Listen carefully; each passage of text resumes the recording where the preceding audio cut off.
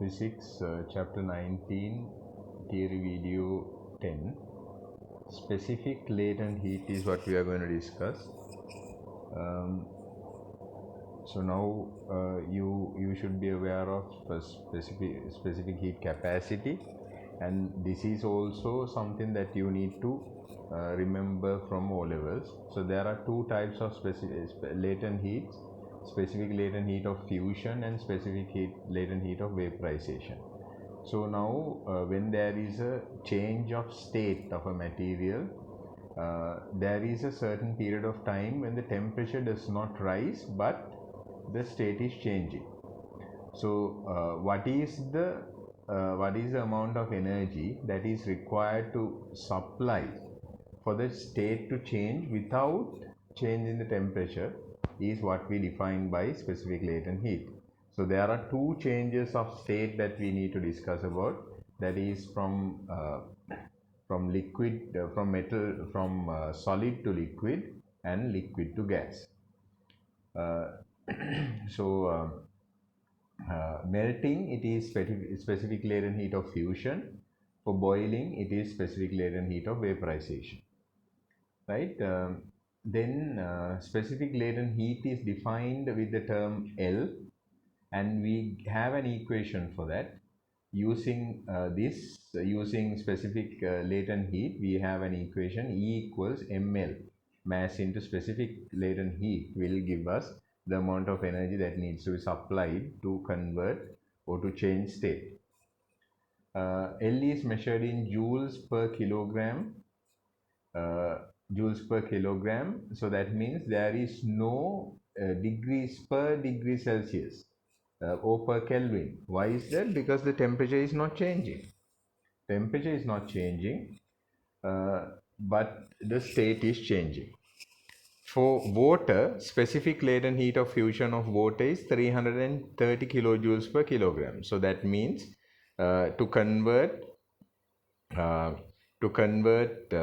1 kilogram of ice into 1 kilogram of water at 0 degrees Celsius, both of them are at 0 degrees Celsius, right? Because the temperature is not changing.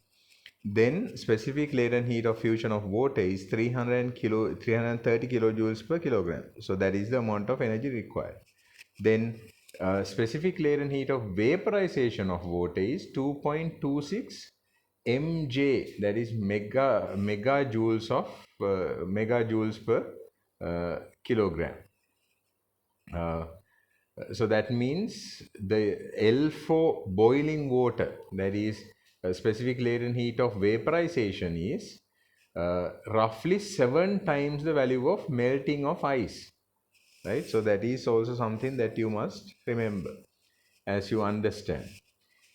This is because when ice melts, only 1 or 2 bonds are broken. We can remember it from our earlier lessons. But when it is turning into a gas, all the bonds are broken. So there are a lot of bonds that need to be broken. So this can be compared with each other with the difference in values. Then let's go through this worked example. They have given the specific latent heat of vaporization of water is 2.26 megajoules per kilogram. Calculate the energy needed to change 2 grams of water into steam at 100 degrees Celsius. So the values that they have given are m equals 2 grams. First thing is we need to convert that into kilograms, 0.002 kilograms. Then L has been given, then you substitute the values to equals ml, then we get this value 4520 joules. That is the amount of energy required to convert 2 grams of water into 2 grams of water vapor at 100 degrees Celsius, right? So with that knowledge, you will be able to do question number 15 and 16. Let's write down a note, and after that we'll go to the practical part of this. Write down specific latent heat is the energy required per kilogram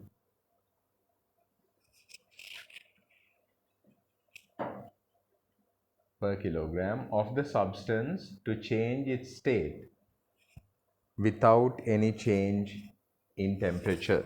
Without any change in temperature.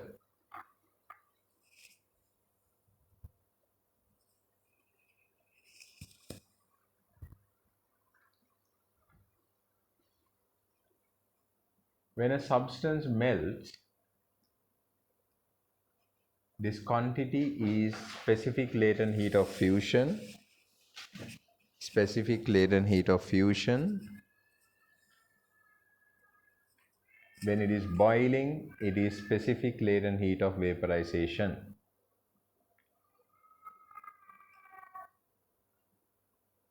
It is measured by comma equals ml. E is energy, m is mass.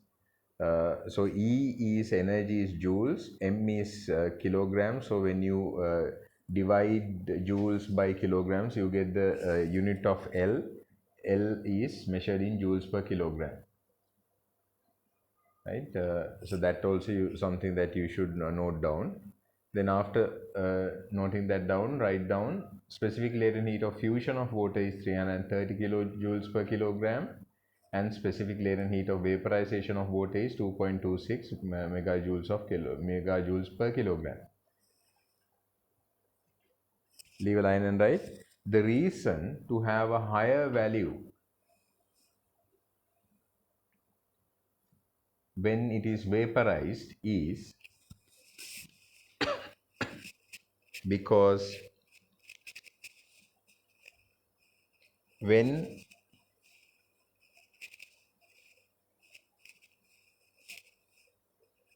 solid is converted into liquid,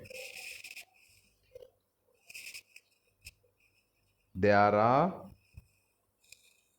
attractive forces still existing between molecules, so only a few bonds are broken per molecule. However, when it turns to a gas, virtually no attractions exist. Therefore, several bonds are broken per molecule, which requires higher amount of energy. Right. So now let's go through this practical activity 19.2. Before you do that, you have to figure out, you have to look at this diagram. So what we do is we are turning this water into water vapor, right? So we have an insulation, as you can see, and we have placed it on a scale to figure out the difference in the weight, right?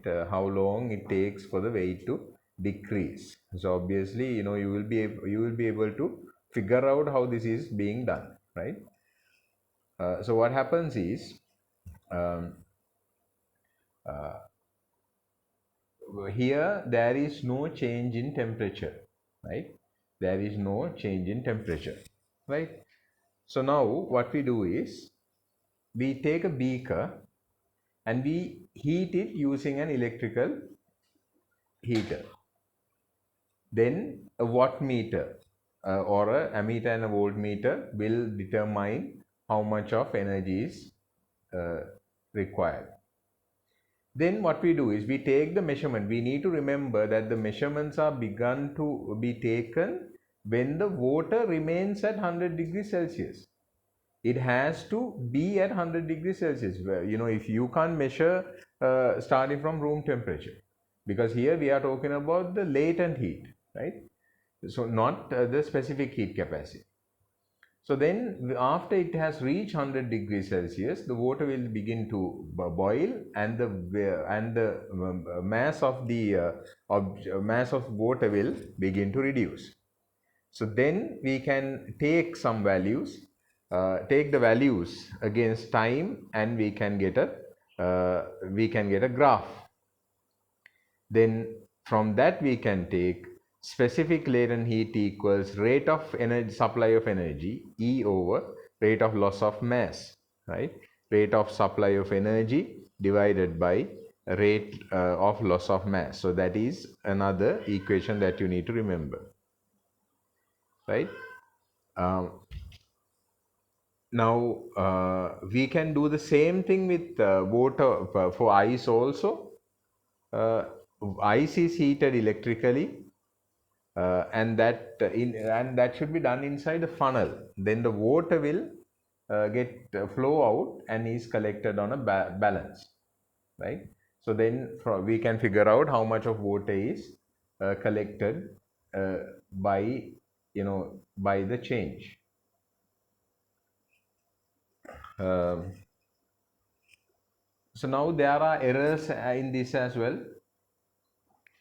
Uh, so then when we heat water to produce steam, some energy will obviously escape to the surrounding.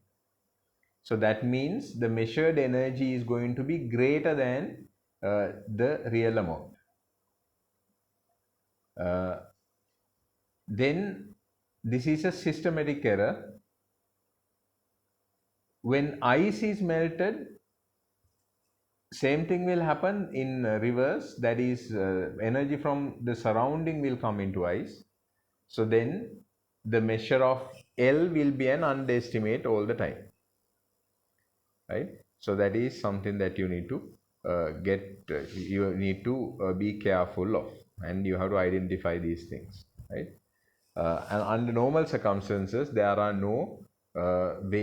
is no way that we can get rid of these systematic errors. uh, so that is something that we'll have to do in in a we have to do it in a specially made um, laboratory, using specially made laboratory equipment. Write down a note.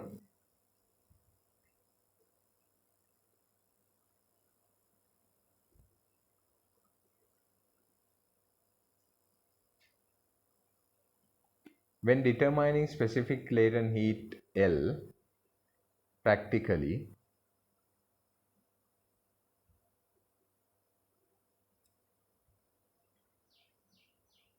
either water at 100 degrees Celsius is heated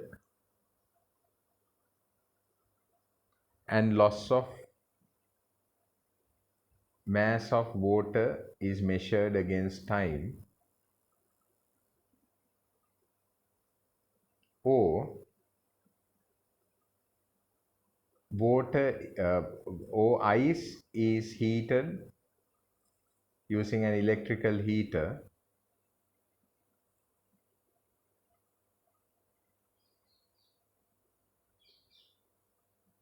and the resulting mass of water is calculated. Then write down this equation: specific latent heat equals rate of supply of energy divided by rate of loss of mass. And please draw these two, the setup as well as the graph, then you will understand it much better. Then write down the sources of error would be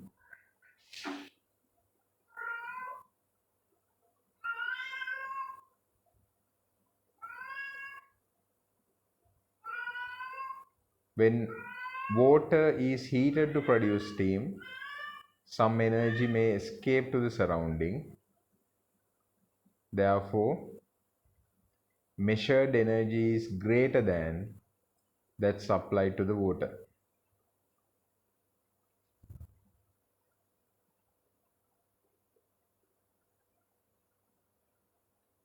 So the value of L is greater than that of the true value.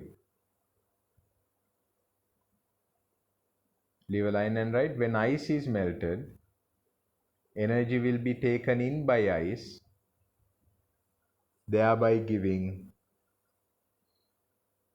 a lesser value for L than what it actually is. I hope you understood.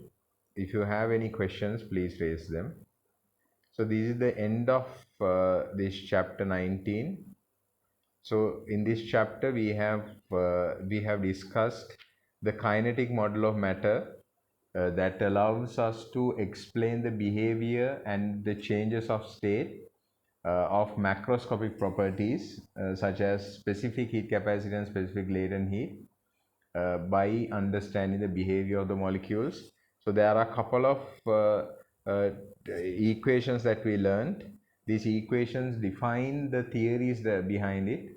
So internal energy of a system is, we discussed that the sum of the random distribution of kinetic and potential energies, and then if the temperature of the object is increased, internal energy is also higher. There is an internal change being increased when there is a change of state, but the temperature does not change. So that actually is something that you need to remember. If the temperature doesn't change, that does not mean the internal energy is constant, not all the time. Okay. Then the first law of thermodynamics we discussed. So that gives us increase in internal energy equals in energy supplied by heating plus work done on the system. W equals P delta V is the work done on a gas when the volume of a gas changes at constant pressure. W is positive when the gas is compressed, delta V is negative. That is also something that we discussed. And if you have any questions understanding any of these equations, please let me know. Then thermodynamic scale is the Kelvin scale, and they are relatable. The conversion is like this: T in Kelvin is equal to Celsius plus 273.15. Then T times Celsius is equal to T Kelvin minus 273.15. So that means uh, uh, minus 273 degrees Celsius is equal to Kelvin is 0 then. 0 minus 273.15. So that is how it relates. Then absolute zero is the lowest possible temperature, 0 Kelvin, which is minus 273.15 degrees Celsius. Then thermometer uses the change of a physical property that varies with temperature. Then we came to specific heat capacity, which is energy supplied divided by mass into a temperature change. Then we define specific heat capacity of a substance by saying that it is the energy required per unit mass. That is, per unit mass means per kilogram, to raise the temperature by 1 Kelvin or 1 degree Celsius. Then the energy transferred in raising the temperature of a substance is given by E equals mc delta theta. Then specific latent heat we defined is the energy required per kilogram of the substance to change its state without any change in temperature, right? Then we discussed its equation E equals ml as well, right? Then once you have concluded all of the videos, you can do the end of chapters. These are the exam style questions. Do these questions and figure out what is hard for you, and if there is anything hard, you can ask me questions and I will discuss them. The next video would be on the next chapter. Once all of these once all the